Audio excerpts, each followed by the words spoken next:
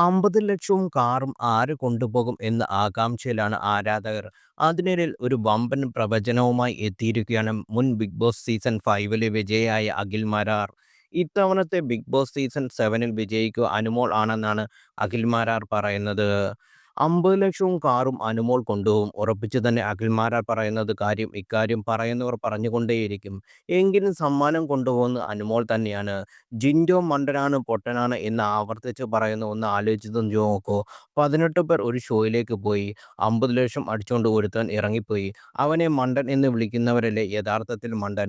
അവന് ലോട്ടറി അടിച്ചതൊന്നുമല്ല. അയാൾ അതിനകത്ത് പോയി ഒരു പൊട്ടനെപ്പോലെ നിന്ന് മറ്റൊരാളെ തോൽപ്പിച്ച് സമ്മാനം വാങ്ങി ഇറങ്ങിയിട്ടുണ്ടെങ്കിൽ യഥാർത്ഥത്തിൽ മറ്റുള്ളവരാണ് പൊട്ടൻ. അത് അവൻ്റെ മിടുക്കല്ലേ. വിജയികളെ അംഗീകരിക്കാൻ പഠിക്കണമെന്നും അഖിൽ മാരാർ പറയുന്നു. ഒരു ഓൺലൈൻ മീഡിയയോട് ഇക്കാര്യം സംസാരിച്ചത്. അറിഞ്ഞോ അറിയാതെയോ അനുമോൾ ബിഗ് ബോസിലെ ഒരു വലിയ കണ്ടന്റ് ക്രിയേറ്ററായി മാറുകയാണെന്നും അതൊരു പക്ഷേ അനുമോൾക്ക് മിടുക്ക് കൊണ്ടായിരിക്കില്ല അവസാന നിമിഷം ബിഗ് ബോസിൽ ചർച്ചാ വിഷയം മാറുന്നത് അനുമോളാണെന്നും അഖിൽ മാരാർ സോഷ്യൽ മീഡിയയിൽ പങ്കുവച്ച വീഡിയോയിൽ പറഞ്ഞു. അനുമോളെ കേന്ദ്രീകരിച്ച് പി ആർ വിഷയം ചർച്ചയായോടെ ഇനി ബിഗ് ബോസിലേക്ക് പോകുന്നവർ ആദ്യം ചിന്തിക്കുക പുറത്തൊരു പി ആറിനെ വെക്കണം എന്നാണ്. മാത്രമല്ല അടുത്ത സീസൺ തൊട്ട് ലക്ഷക്കണക്കിന് പൈസ പി ആറിന് കൊടുത്തിട്ടായിരിക്കും മത്സരാർത്ഥികൾ ഷോയിലേക്ക് എത്തുന്നതും എന്നും അഖിൽ മാരാർ പറയുന്നു. അതേസമയം അനുമോൾക്കെതിരെ സോഷ്യൽ മീഡിയയിൽ വലിയ ചർച്ചയാണ് നടക്കുന്നത്.